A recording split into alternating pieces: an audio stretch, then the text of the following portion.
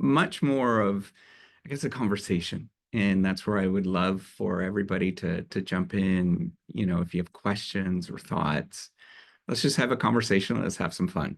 All right. So, what I I titled this presentation is the dark or the golden ages for academic research with AI. And the reason why I coined this presentation in this way is because we have the choice in terms of how we view what is happening with artificial intelligence.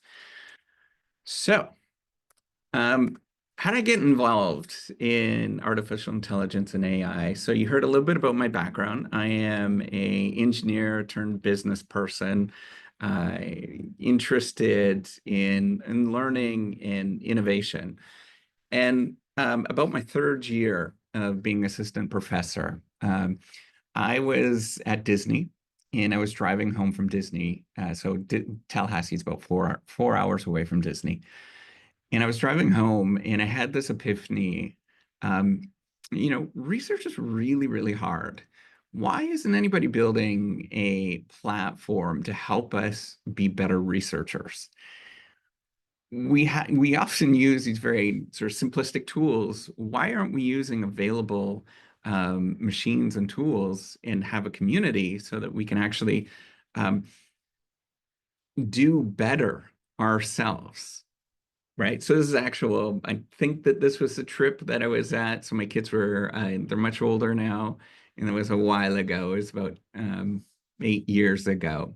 And so this started me investigating a really hard problem, right? And this is that we actually have a problem as researchers. If you start looking at the research game, we actually have a very high dropout rate of people that don't continue on into research. We often have a lot of mental health struggles among researchers and PhDs. I mean, if you just go and Google any meme about PhDs, or you go onto X or Twitter, any meme about PhDs is always really negative, and it's always about the struggles that we go through. This is because research is isolating, it's demotivating. And I think it's fundamentally because we don't have a very good step-by-step process. And I kept thinking as I was driving home from Disney, I kept thinking, like, why is it so hard? There's got to be a better way. Um, and I was toiling with this for a long time after it. And I started to think about, well, why can't we redesign the research process? If we imagine the research process as simply an engineering problem, right? Like doing research is just an engineering problem. We maybe can redesign some of these things. And if we focus on engineering and design of what we actually do, we might be able to do a better job of this. And the reason why I focus on this, I'm a chemical engineer and I programmed some of this software that we're looking at right here in terms of chemical processes. And so I kept thinking like, hey, we could take really dirty materials out of the ground, process it and turn it into something that's really an incredible product at the end of it. Why can't we do the same with our process of what we actually do as researchers, right? And so this got me into building this platform called the Reciprocity Project, or reciprocity.com. And the idea is, what would research look like if it was fun? I know you're probably kind of chuckling at this moment. You're like, oh. But the idea is to start with the end goal of making research papers non-rejectable right from the beginning. And what would that look like if we were to create a research paper that was guaranteed to be published? How would we actually get there? What are the steps to actually get there? And to do that, much like in an engineering process to process dirty chemicals, you have to start and work it through and get to the very end of actually processing that idea where it's actually a good finished product that anybody would want to actually take. And so the idea is to democratize the research process as much as possible so anybody at any skill level can enter the research process and be able to create essentially a non-rejectable research paper. I know it's a really big, lofty goal, but that's the project. And it'll probably take a lifetime, maybe even multiple lifetimes to be able to do this. But this is my project, is anybody should be able to do this, create research, and have fun at the same time. So the way I imagine it, it should be just like laughing with friends. And why can't we actually do that? So I built this platform and put it out on the internet, and I got the notorious crickets. So if anybody that teaches about entrepreneurship, you know, the crickets are when you put something out, you're super proud of it, and nobody cares. Absolutely nobody cares. I'm like, all right, okay, I'm no different than anybody else. Um, so the idea behind the platform is to create something where it was like a combination. You imagine Duolingo, but also Airbnb, and mash those things together, right? So it's a community-based system, multi-sided platform where people, I know that those seem like buzzwords, but essentially a multi-sided platform is where there's buyers and sellers of ideas. They come together and we match it somehow. But also we have to think about how do we get people to be motivated and want to participate and do research on a regular basis. So that's where there's a credit-based system that's incorporated into it. So the end goal is to have end products where we have research, right? Like publications, but at the same time, it's a fun process, right? The way that we're actually dealing with some of the major issues that we're grappling with today, like the credibility crisis, or issues with transparency, is we have the credibility police, right? People are out there, you probably have seen them in the news, taking down people that are cheating the system. I don't like that perspective. I don't think that that's a very encouraging perspective. We can redesign this system so that people can participate and have fun. And then naturally, we incentivize them to be transparent. And naturally, we work through all of these uncertainties that we go through. So when I put this out again, crickets, nobody cared. So I had to go through this process of how do you make people care, or how do you get people to believe in something that doesn't exist? And so I started talking online. And you probably have seen me. You might have seen me. Some of you probably have cursed me. Some of you probably would thank me if you've seen me online. But the idea is to build community. I started out on YouTube, and now I'm on LinkedIn and various different other platforms that you might see me in. And I started to realize that I was catching on to something when more and more people were paying attention. And now, you know, on YouTube, it's anywhere between 50,000 to 100,000 or more people are watching my videos per month. So I know I'm catching on to something. And this is where we get into Gen AI, because the day that it came out, I was on TikTok. I was an early adopter because TikTok kind of spreads things very, very quickly. And people were kind of freaking out on TikTok. And so I went on this platform called ChatGPT early in, I think it was November of 22 when it came out. And I had the fortunate, because I was an active content creator building this thing, I actually have a video of me reacting to this that day and how I felt. So let's watch this video. Hopefully you hear it. If you don't hear it, make sure that you give me a thumbs down or let me know, okay? Everybody following along? All right, good. And it's literally about to explode. I've been using this chat GPT thing for the past day, and I've been walking around in this crazy, really weird, surreal thing where there's moments where you're just walking around in the daze, and that's exactly what I'm going through right now. I remember like a couple of things are really big moments in my that was like this. It's been so surreal using Chat GPT. I don't know. I am so baffled by it. I'm a knowledge worker. I use this stuff on a regular basis, right? Like things like this. And as I've been interacting with it, I am just dumbfounded. But then I can't go talk to people about it because they don't get it. They don't understand how important that this thing is going to be. And it's just like a bizarro moment where I'm living in this alternative universe, metaverse. I don't know. It is just intense using this thing. Just intense. I don't know. How many of you felt that way the first time that you used ChatGPT? Yes, we did. Yeah.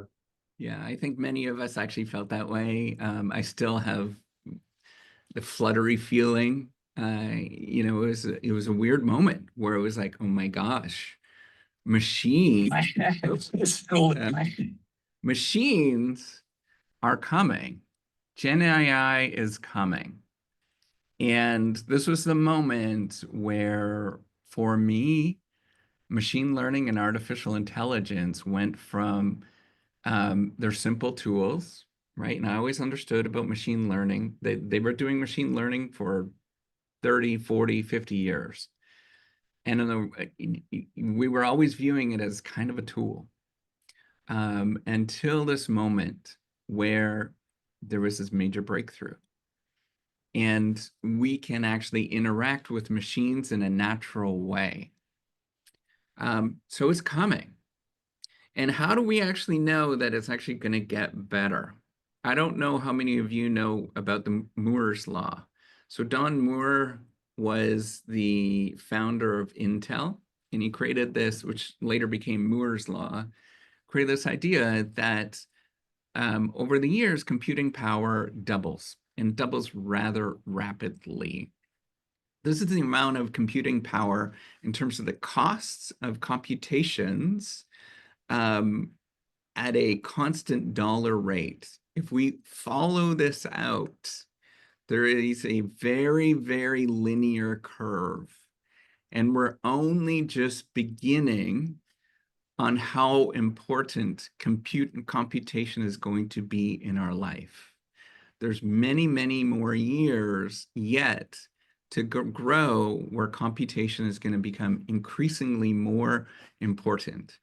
And I have to remind you, this is not a linear scale. This is an exponential scale. And because now computers, artificial Gen AI is actually doing some of the decision making or can do some of the decision making, it's actually going to accelerate even faster.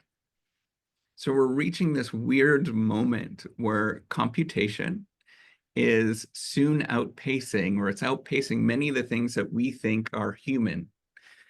It's actually being a better human. So our natural tendency is to hide, right? When we see something that's a little different, we like to hide. We have this sort of fight or flight response. Some of us want to sort of tackle the world. Many of us want to hide. And I just want to give you an example. This literally happened to me last week. Somebody who was near and dear to me had an email from one of their teachers that they were flagged for using AI. We had worked on something, or this person had worked on something, not used AI at all, but they were flagged for using AI. And so this message was sent back to us. It says, it was more so to provide an FYI. So they were flagged for AI, and I was like, wait a minute. AI was not used in the circumstance. And so they came back and they said it was more so to provide an FYI to be aware that other teachers and later other professors. I have no idea how websites come up with their percentage of AI. By the way, AI checkers do not work. They're completely invalid. It does not highlight what it is flagging. but there is no explanation as why it is flagged as AI. I was just using this as a teaching moment, AKA, this is scary, to help make them aware of what might be an issue in other classes in the future. I'm hopeful other teachers and professors, if they use a detection tool, are aware of this issue, but did not want students to be blindsided in a situation when it could impact their grade. So artificial intelligence is soon to be part of our lives in a very, very real way. Shortly after, or a few years after I did that video, and my wife was laughing at me for at least a year. She came back. She's a veterinarian. She came back. She said, "You wouldn't believe it. There's this amazing new tool in her office that translates all of the things that I have to do, and I don't have to do anything. It saves me so much time." It's coming to all industries. So I want to take one moment right here. I don't know if you've used this tool. You just have to click on this link. I'm going to activate the presentation here. I have to activate it. Click on this link if you can do it, or go to this link and put one word to describe what tasks you think will be altered with AI in academia. And I'll present, it's going to generate a word map of this, and I'll present it.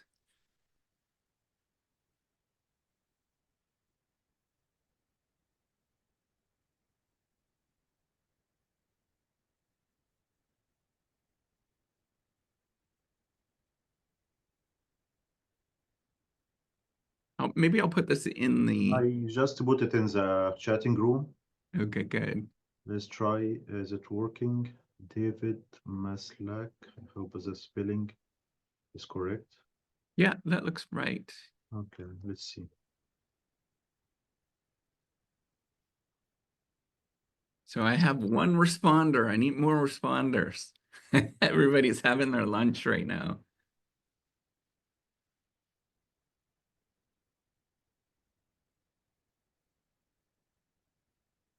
You have to register with, no, you shouldn't have to. Shouldn't have to, you can skip.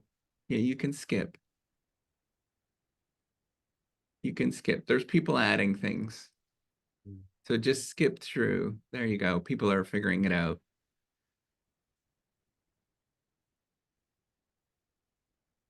Okay, good. People are keep going. I'll give it one more minute. You can skip through anything if it's flagging stuff.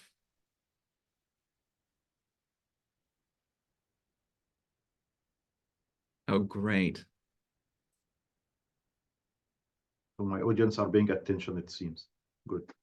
This is wonderful. You're actually doing things. This is an intention check for those of you that are studying research methods. It should be working. You can skip, just to copy and paste the link in your browser and skip registration. It should work. Like, don't type it. Maybe you can copy it from the chatting room. It's not working. Yeah, you can skip the registration, just to skip. It's just their gimmick to get you to pay for something, but you don't need to. Okay, I think we can show this right now. This is really fascinating. I'm gonna see if I can share this screen. See if I can change the screen.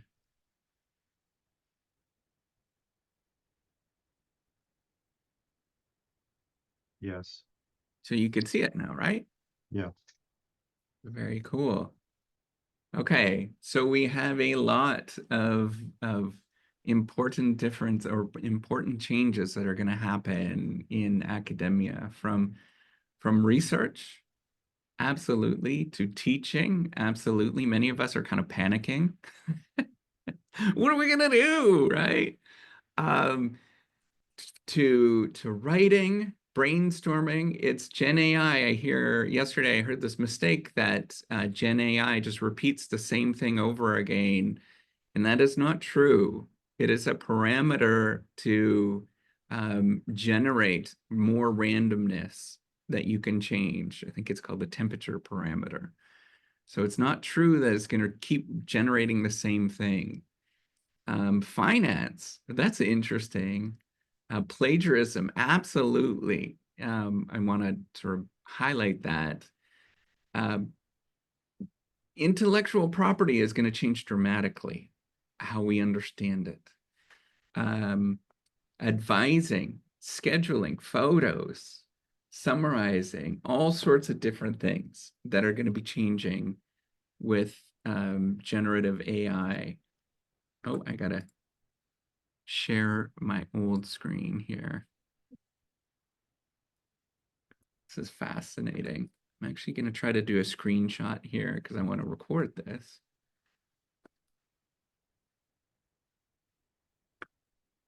And then I'll move on. Okay. So there is a lot of applications today that are changing the way that we understand the world of academia. I'm just going to give you a couple of them. So there's my thing that I've been working on, which we include a lot of features. We make a lot of extra programming that goes on in terms of building on top of what ChatGPT is doing. So for example, this is, a visual representation of the clusters in your data of different ideas that are clustering together, of what we actually put into there. But there's also things. Are we able to see this? Okay. Great. We also, somebody I think is on. If you are, please mute your microphone. If you are speaking, please everyone mute. Thank you.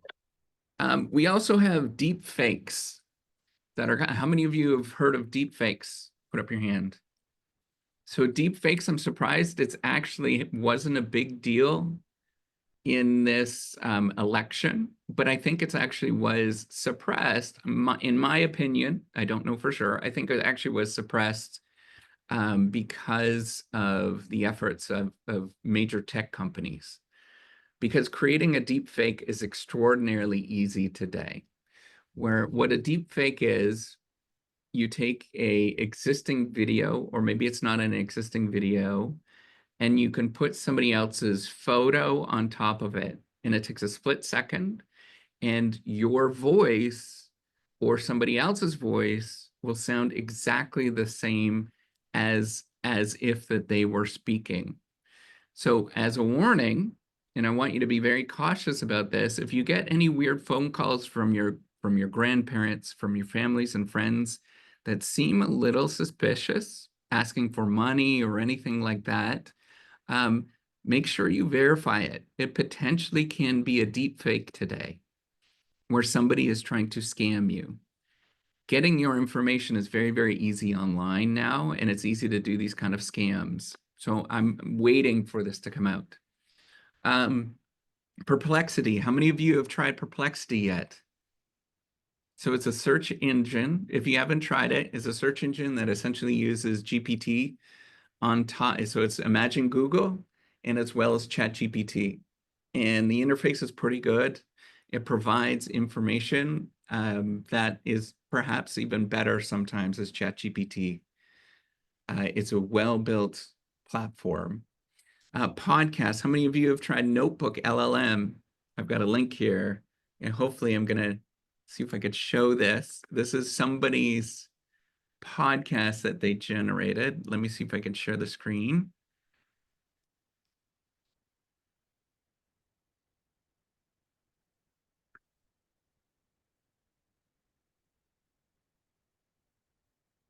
So what somebody had done, this is a Google product, somebody had done is they uploaded the research paper, and it automatically transforms it into a podcast. We'll just watch a short clip. From, video games to AI. Absolutely. It really is everywhere. So before we even get into the why it's so important, I kind of want to start with the how. Okay. Could you walk us through just a simple example of how matrix multiplication even works? Absolutely. So imagine a social network, Yeah. like say the one connecting everyone listening to this podcast. Right. Each listener is a point on that network. Got it. And we want to figure out, say, who has the most connections or like who's 2 degrees of separation away from each other. Okay. We can actually represent that network as a matrix, which is like a grid of numbers. Where each cell tells us if 2 people are connected. Okay. How many of you are absolutely blown away that that is artificially generated? It's pretty fascinating. And it's very easy to use. Another one that is interesting is Wordly, where you can actually get real-time translation. There's actually, I think, even on here, there was a real-time translation that's actually going on. But not only your language, it translates into somebody else's language. I saw something on TikTok 3 days ago where there is a product for $20, and it's an earphone that it's just like a regular earphone that people are earbud that translates in real time when somebody talks to you. So this is like sci-fi stuff at this moment, right? Where there's translators that exist. This website's actually really fun. If you want to check it out, you can generate entrepreneurship pitches, and everything, the whole entrepreneurship canvas gets generated instantly. I tried it. Takes a few seconds. It's really fun to use. Go zig or go zigzag. All right. So, you know what? This has all sorts of implications, right? We're going through this weird moment in history, much like when the calculator was introduced in education, or the internet was introduced in education, where we have a lot of questions. So, you know, it could be thinking about, how are we to actually theorize anymore? What's our job? What are we supposed to do? You know, how is this actually going to impact transparency, research transparency, and reproducibility? How should we verify and understand whether something is truthful or accurate anymore? What is, you know, how should we actually think about the ethics of all of this? All of these questions are really real. And I can't claim that I know any of the answers to any of these things, but I know that we can talk about them. And I know that we maybe should start talking about them. So what can we do? We have all of these uneasy things that are happening. In my view, it's a lot like climate change, right? We know climate change is going to happen, or we are going through it right now. And so we could do several things. We can mitigate it to the best of our ability. So this means, and there are committees around the world, and every country now has some sort of AI committee that's set up for the impending nature of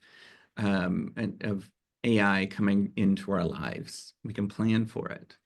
You know, without a doubt, how we understand intellectual property rights and copyright is fundamentally different today. And I don't know how to handle that. We're at a really weird moment, a gray moment in intellectual property law. But I think we're always in a gray moment of intellectual property law. There's always some new change that's happening, from the internet to generative AI. So that means that we can adapt. We know that this technology is coming. I view it as a general purpose technology. When general purpose technology is a technology that's large enough that many things are built on top of that. So I think we probably have to adapt more. And we also have to think about how we can be advocates of this in our lives. So this brings us to the article that I wrote. And this was using artificial intelligence in my own research. I had some experience with it at this point. And I use it all the time, every single day. And I talk to many people that do research on a regular basis now. When I was an advocate for a long time, and many people were poo-pooing me because I was like, this thing is amazing. You need to try it. And many people were poo-pooing me. But most people, I think, that are in the research game now use some form of artificial intelligence. You know, these are some examples. I just went out and did this last week, and when I was putting these slides together, and these are just some things to think about in terms of your own research, in terms of helping you to do research, right? So how can we actually adapt? So these are real questions in terms of thinking about AI in terms of brainstorming. What are the current topics being discussed in the Wall Street Journal? I don't know about you, but I don't read the Wall Street Journal every day. I know I'm supposed to, but I just don't have the time to do that. So I can ask AI to do this and summarize it. I can get it to generate a table of all the methods that were used in a particular area in something that I wanted to be interested in, right? So I can say, generate all of the research methods that were created in or used in Academy Management Journal or Management Science.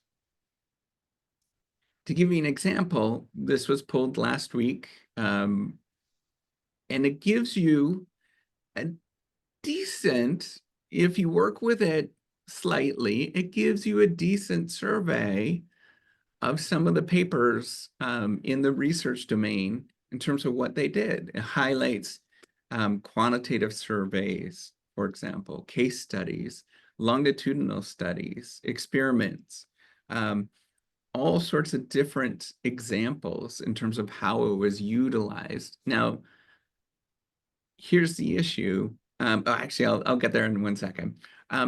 You can, as you're interacting with it, this is what I want you to think about when you're interacting with GenAI.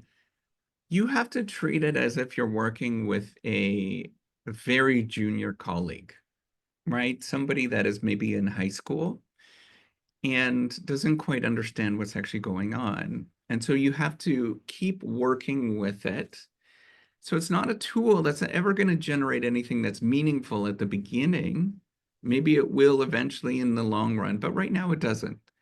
But if you work with it and it becomes a part of your tool set, you can actually get more interesting information, right? So I just simply wanted it to focus on quantitative studies in this case, and it drilled down and gave me specific examples of how quantitative studies are being used in my field, which is organizational learning,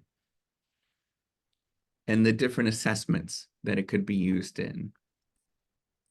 So when you start working with it, and I'm sure you've all experienced this for those of you who have worked with it, there's this thing called hallucinations that happen. Hallucinations is just a fancy term that says it makes up bullshit. You know, it generates AI. It's not an all-knowing thing, right? It can't know everything. But what it does, it recognizes patterns in words and how they're actually clustered together. And then over time, it looks to see whether the likelihood of these words clustering together actually holds together.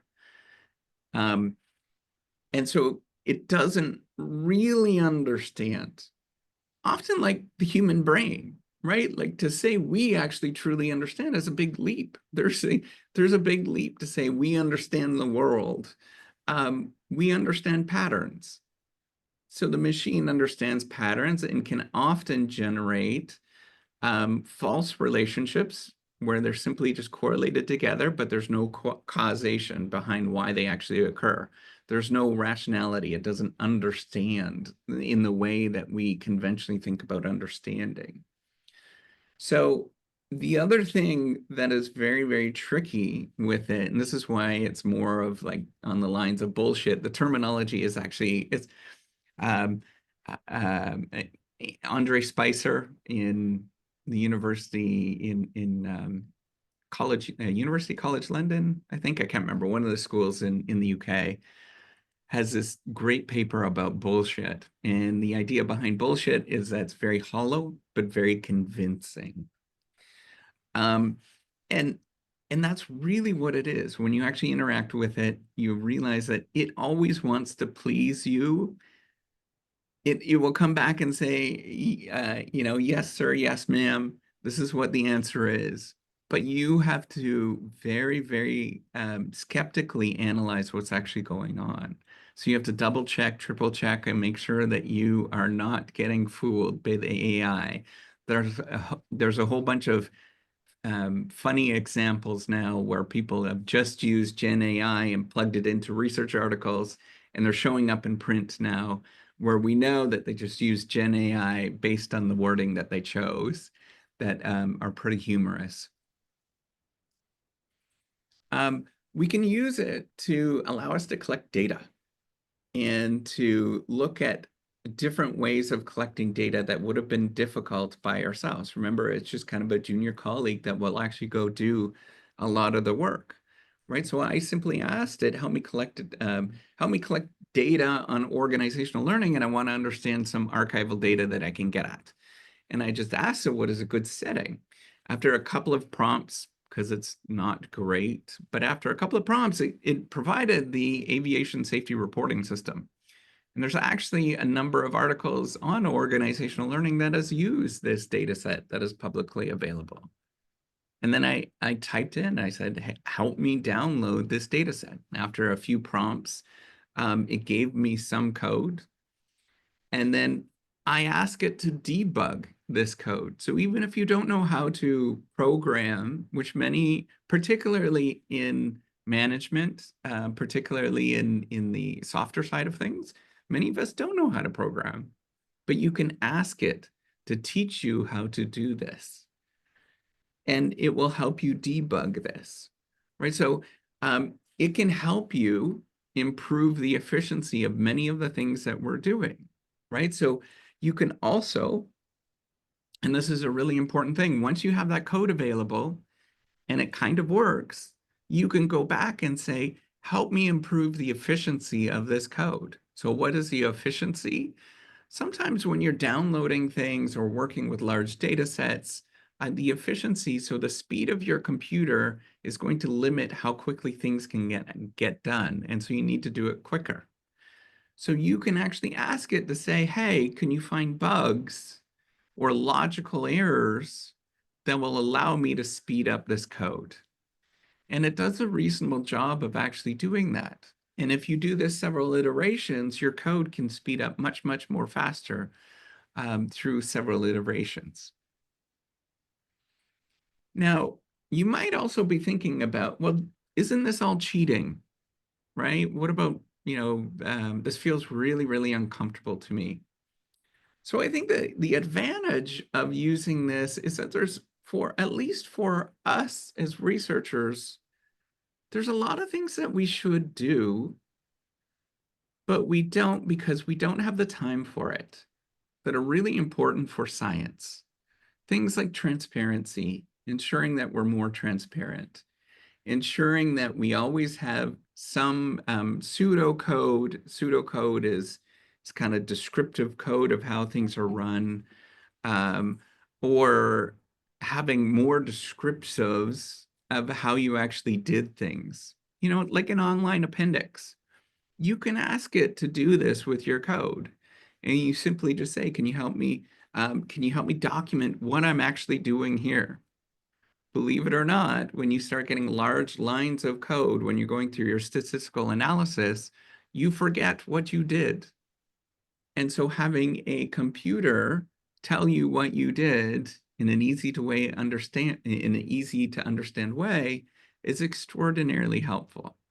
And so I got it to write some pseudocode of it downloading the data for the aviation safety data and how to actually do this. And it did a pretty reasonable job of listing how to actually do this. It's not great, But that's our jobs as researchers. We can iterate. It's a junior colleague that doesn't quite know what's going on, and you just ask it to go do this thing again and again.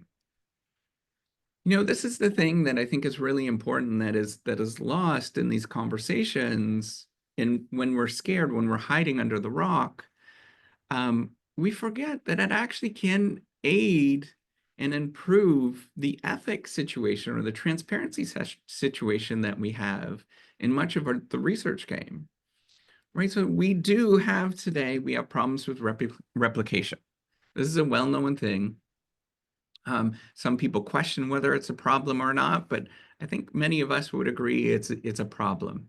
There's studies that are coming out that are saying only roughly about a half of the previous findings ever replicate. That's not great.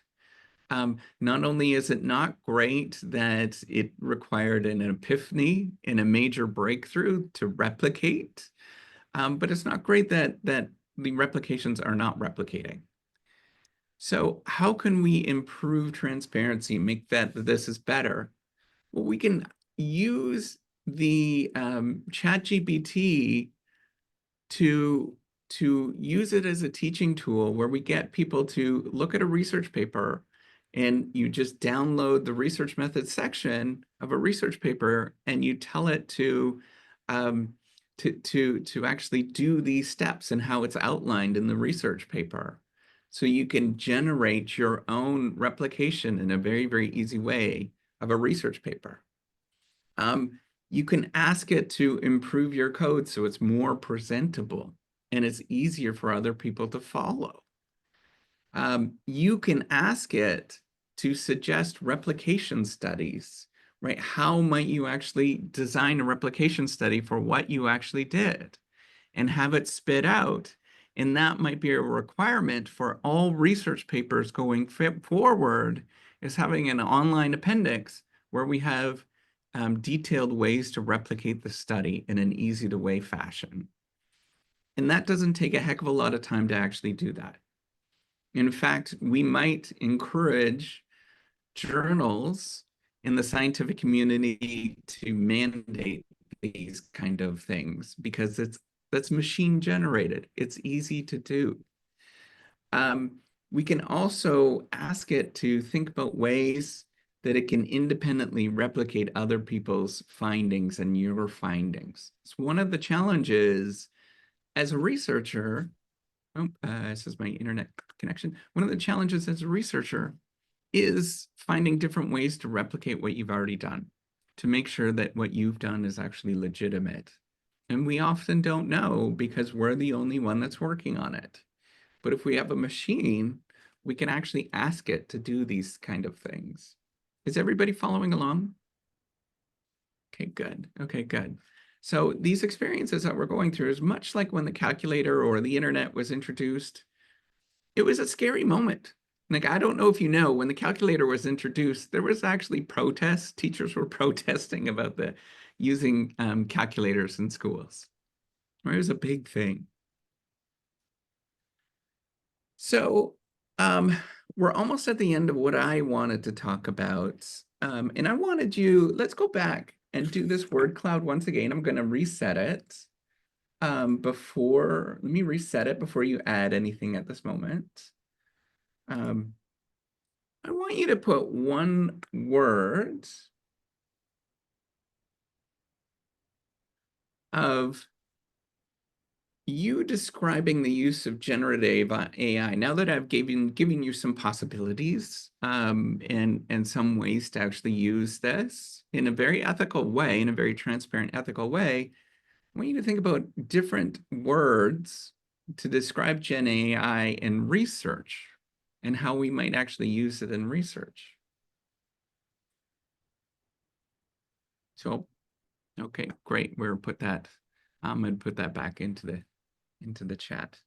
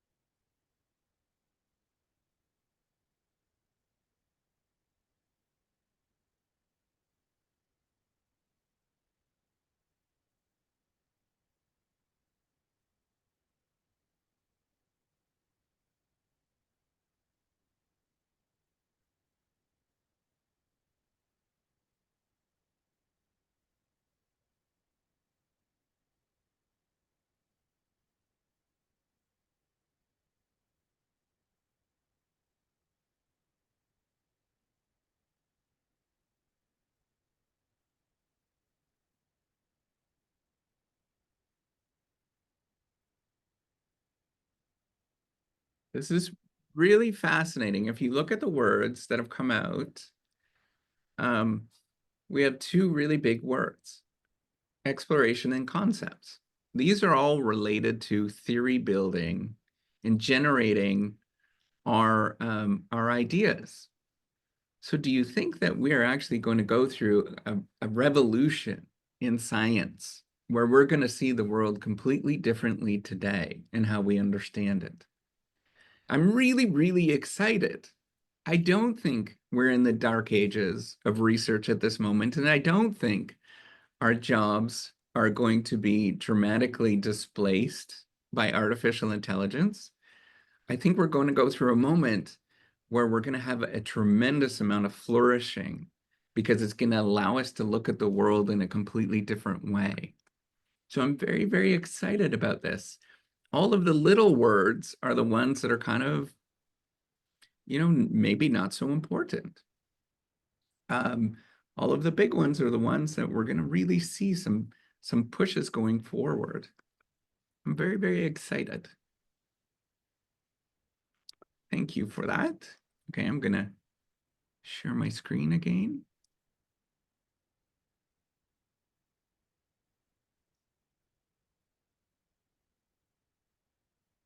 So I think for research, what can we actually do, right, of using GenAI in research? It's going to be hard to stop AI right now. I think even if we chose to uniformly as a country to say we don't want to use GenAI, there are other people in other countries that are going to embrace this readily. We're in a bit of an arms race at this moment with using AI. And so I think it's going to be very difficult to stop it. So in order for us to actually use it appropriately, we have to start embracing it and knowing all of its strengths and weaknesses. We also have to start thinking about how do we promote literacy of AI across academia, including in elementary schools, in high schools, and encouraging people across the state, across the country to say that maybe it's not so scary. We need to start thinking about how to actually use these tools in a much more readily available way. Because I don't actually see that at this moment. I don't think a lot of people embracing it. I see a lot of fear and anxiety at this moment. I think a really important thing is we have to start building in how do we use these things ethically? This is a moment where we can use this as a great reset.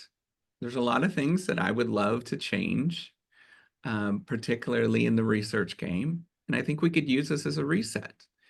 We are coming into a new era, and we can embrace it and really think about ethical considerations, issues of data privacy, which is a really big thing at this moment, and security to ensure that, the things that we're building in AI doesn't get into the wrong hands.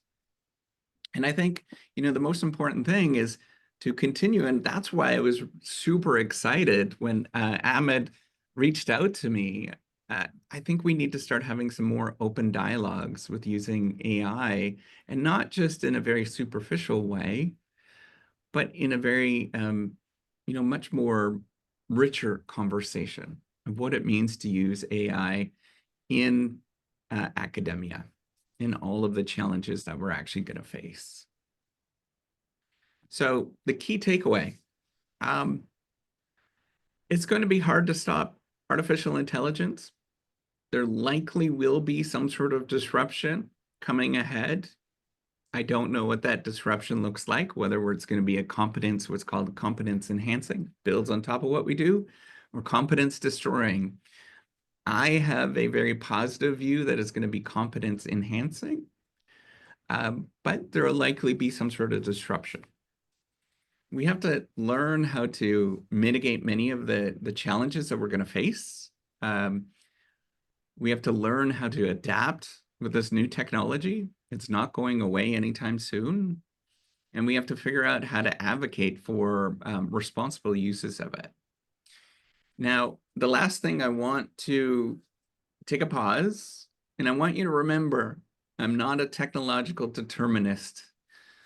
Technology is not going to overtake us.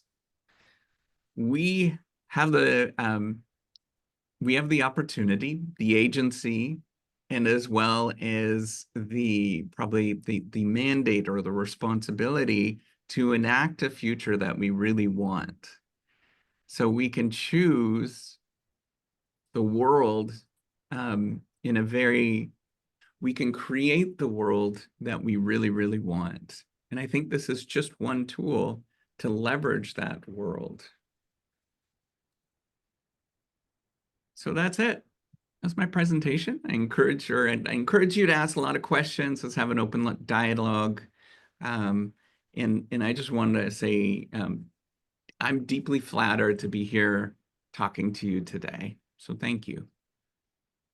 Thank you very much, Dr. Maslach, for interesting presentation, and I'm sure we will get questions from the audience. So I'm sure if somebody has a question, please, maybe raise your hand, maybe, or open your microphone if nobody else is speaking, and you can ask the question. It's an informal session. You can ask anything you want. As David said here, we need to open kind of discussion about this topic, and this is why actually we are organizing this kind of event. So any thoughts, any ideas, any question, any comment about what David said, this will be appreciated.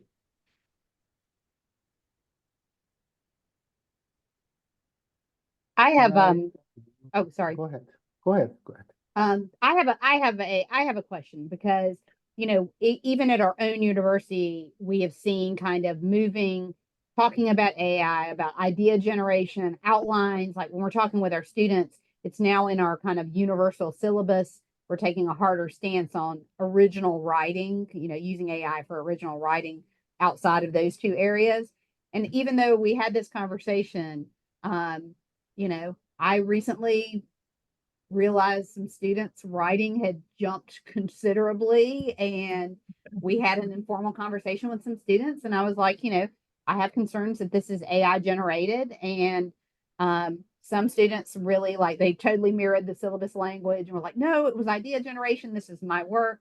I had some students who were like, I used AI to write the assignment. And that is quite concerning. It is absolutely quite concerning. I think it's on us to up the demands. I think that's really what we need to do, is start to push the students a lot more. This is just a quantitative shift, right? And all of a sudden our abilities used to be here, now our abilities up here. And so we have to ask the students to do a lot more. Ask them to create a website now. That adds on top of what they actually did. And it's very easy to do that. Ask them to, make instead of a 10-page report, make it a 50-page report, combined with downloaded data and original data that is not available on the internet. I think we need to really expect the students to do a lot more today. It's no different than any other tool. It's at our fingertips. So I agree. I think that I've actually removed a lot of the written aspects of it, but now for my doctoral courses, so I teach research methods, I explicitly have in my syllabus that using AI is encouraged, if not expected, and that any of the problems that they face, they should ask ChatGPT first. Right? We should be using that as a screen. And by the way, on most of the research papers I've looked at, and I think Ethan Mullock at Wharton has been studying this, is looked at like the AI checkers, they do not work. There's far too many false positives and false negatives that are happening, or we're classifying people in the wrong way. So for example, that example that I gave you was somebody who was very close to me, that I know for a fact did not use artificial intelligence, and it was being flagged as being written by artificial intelligence. No, and certainly, you know, I had conversations with students and they were like, is Grammarly AI? And I was like, technically it is, but you know, just there was kind of some massaging, kind of like, what is it? Well, you know, those kinds of things. Now, a student who says, I completely used it, I put the query in and it wrote. I'm like, that I don't want you to do. Like, Yeah, and that's where and you it did not sound like you, very clearly. I've been reading your writing all semester. It was not you, because you have a voice, and and this was a different voice. and that's where it's explicit, where you say it has to be in your voice too, right? Because you know it, you've seen it. And ChatGPT and like a lot of this AI generated stuff, it all sounds really formal. Um, you know, it does sound like bullshit. It sounds like marketing speak. That's what I used to call it. Mhm. Whenever I see that kind of language, right? Where it just seems like, it's just too good to be true. It's so rosy. And particularly people that are very novice, Mhm. they're more likely to just take it for granted. Right. And in fact, one student even admitted to me, they said, I didn't even really read it. I just copied it and then put it into the Canvas. And I was like, yeah, you don't want to do that. So, I think when you're saying your personal impression, I have high schoolers at home, and you know, I'm like reemphasizing outlining, idea generation, maybe like exploration. But when it comes to writing and research, it really should be your own ultimately. Like if you're positing it out there, you should be, and I always say this, I'm like, you know, from a teaching standpoint, could you sit down in your teacher's desk? Could you sit down and talk about what you wrote? Because Yeah. that's, you know, that's truly kind of like the synthesis, obviously, of knowledge. Yeah, absolutely. And so maybe what the focus should be on instead of the end product is we focus on the process, right? So what, particularly for this example that you're saying, of the student that was just plugging in and didn't know what they're doing today, and I don't know if this violates, privacy concerns, but we can actually ask them to say, I don't care about your outcome that you get.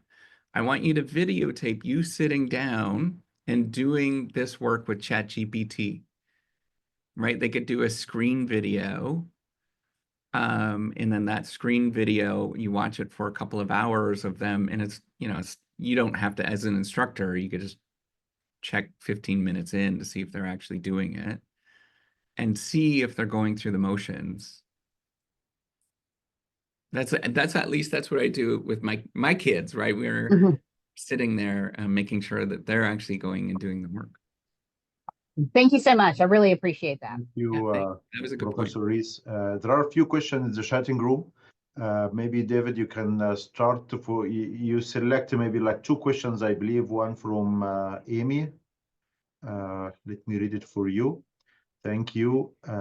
What do you think critical AI research literacy looks like for us and our student, given how fast these technologies are evolving? What do you think critical ASAR research looks like for us? Yeah, so I mean, this is a challenging thing with all technology, and that's why we often default to, particularly the old timers like myself, we default to the things that we already know. Um, I would treat this as if you were purchasing any other thing, right? So I would look for things that are very legitimate, things that you feel that are trustworthy, and I would just stick with those until it becomes a thing. To save your time and or to save yourself a little bit of sanity of going and trying out a bunch of different things. Another thing you could do, and there's no problem with it, it's like, instead of watching Netflix one night, you just go through and look at all the different available AI things that are out there. There's some really fun, interesting things that are out there.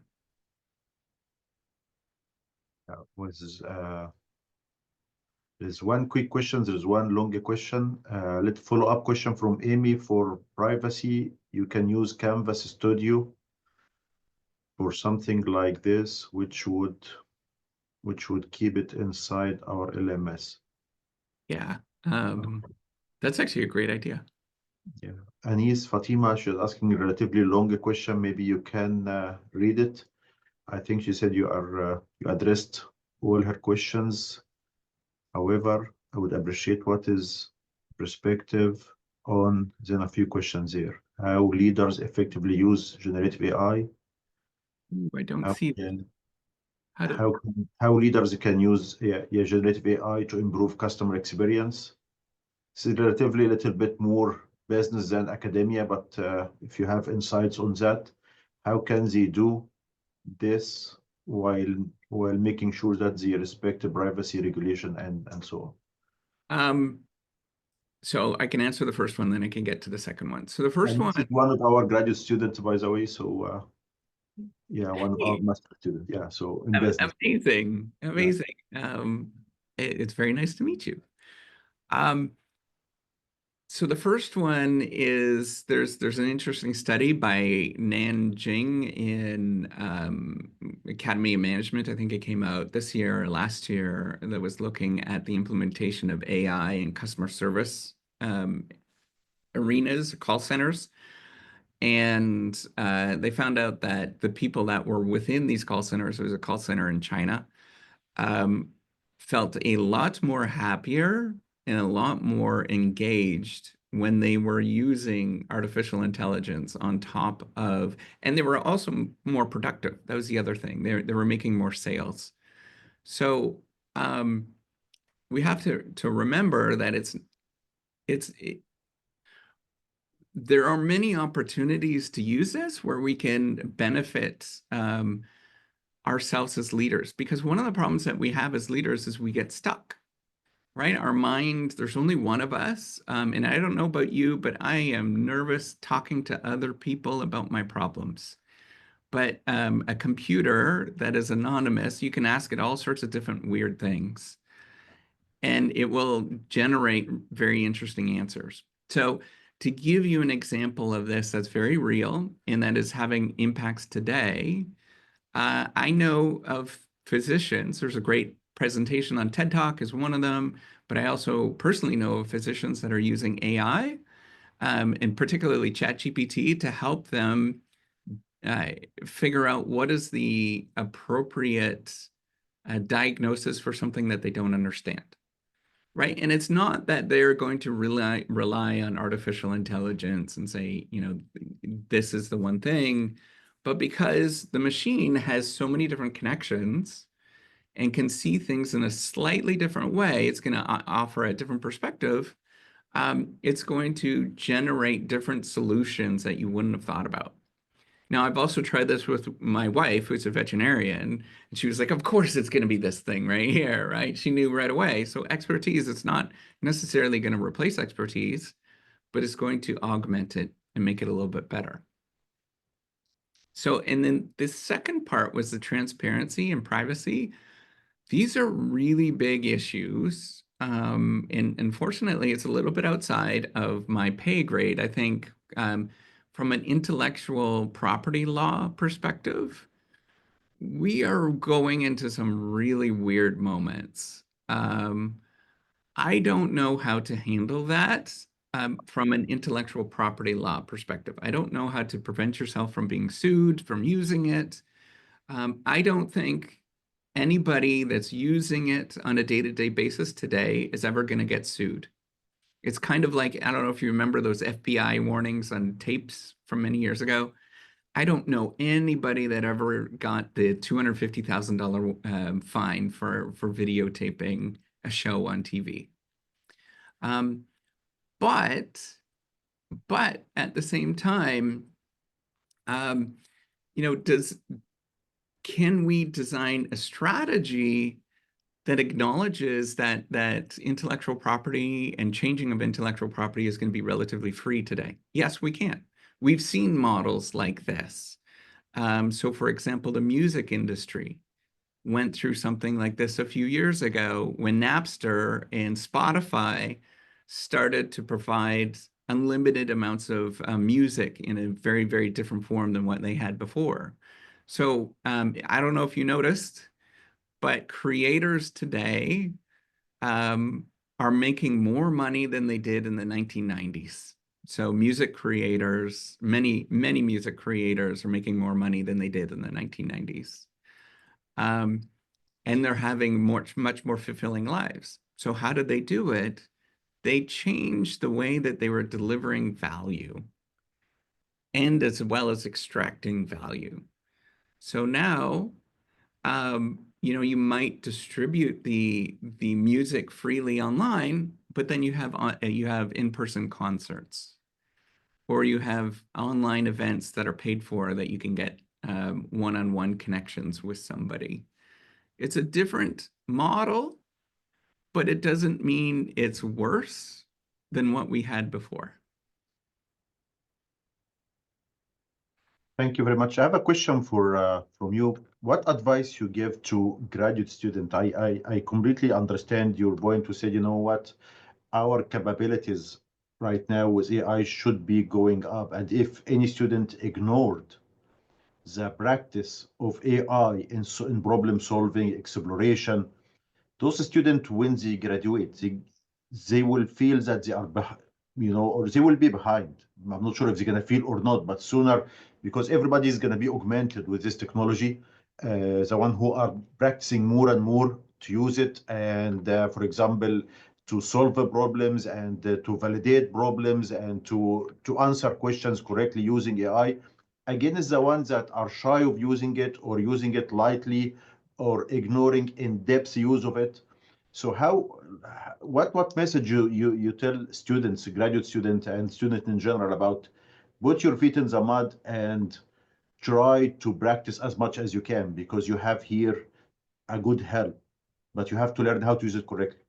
So, Ahmed, I agree with you, but I think there's actually going to be two sides to this. One of them is the people that are going to be technologists that are going to really push for this. But there's also going to be a deeper need for people doing fundamental discovery in things that the machine cannot do. The machine is not going to be able to go into the depths of the Amazon and go and talk to people in the Amazon, right? They're not going to be actually able to do many of these things that what we would view as more qualitative research, for example, today. Right. And it's going to create this moment, this opportunity for people that don't really like artificial intelligence. And we're going to really see a sort of a growth in this area, I think, where people will be able to do both the sort of conventional, do surveys and all that kind of stuff, the normal kind of doing scientific research, the empiricist kind of way of doing scientific research, but also doing more of the rich studies where people can interact, because we don't have data on that. We've never had data on those things. So the machine doesn't know, right? So the job of humans is going to be much more about going into these areas that are really unique and different and interesting. No, I'm just talking about the problem solving skills, the skills that, this AI can, elevate for an average student. Like, for example, when you are writing a code in Python or you are doing some analysis in a skill, this is your knowledge right now. And if you just continue to say, okay, this is my knowledge, but you know what, there is some help just on your computer that you can actually help you to boost your skill. When you ask it, Professor Reist, give them more exercise. Like the exercise should be more actually complicated or more comprehensive, right? Because now you believe that they can do more. But if the student is not getting that, he will complain to the professor. Say, you are giving me a difficult homework to build a website, as you said, right? But it is not difficult. He or she is not really understanding that the tool can easily help them, but they have to practice. They have to put their feet in the mud. This is actually my point. Yeah, and I can completely agree. It's a lot like entrepreneurship, right? We could talk about entrepreneurship and sort of praise it, but you actually have to go out and do it to get that feeling of what it actually means to be an entrepreneur. And those two things are really different. I see that with my own students because we kind of talk about those things and they sit back and they just observe. I'm like, no, we got to change this and you go out and do it. So one of my exercises I get them to do is they dream up an idea in the class. That idea, it is usually a really terrible idea. And then I say halfway through the class, say, go fundraise, go raise $10 right now. And so they go out in the hallways and then we come back and have a conversation about what it feels like to raise money when you don't understand what you're actually doing. So, we have to, I think we have to, it's on our it's as instructors and educators, I think we should level up, we have to up the game a little bit and encourage our students to do a little bit more than what we're currently doing. Very good. Thank you so much. I think we have 1 minute left, but just to respect the time of other people, I will end this presentation now, and I would like to thank you so much actually for your time and being with us this afternoon. And hopefully this will not be the last one. Maybe, I know this topic is evolving and this topic is rich. So maybe, like if you are around in the area, you can send me an email. Maybe you can come visit our campus. We have a beautiful campus here. I know that you are also in Florida, so maybe you can visit us easily and get maybe to interact with our faculty and our students. This will be our pleasure for sure. Thank you very much. I'm recording this presentation and I will share the link with everyone. Most likely I will put it in the invitation of the meeting so you can get access to it whenever it is ready. Usually it takes 1 hour or so to get ready, and then I will share the link in the invitation, in the Zoom invitation. Thank you very much, and thank you for all the audience. David, do you want to say something at the end or to conclude? It's just my deep pleasure to be here, and thank you so much for being so welcoming and spending your time here. I know you have many other things to do. So no, we appreciate the opportunity. Thank you so much. Yeah, take care. Enjoy the rest of your afternoon. Take care. Bye bye. Thank you, everyone. Take care. Thank you.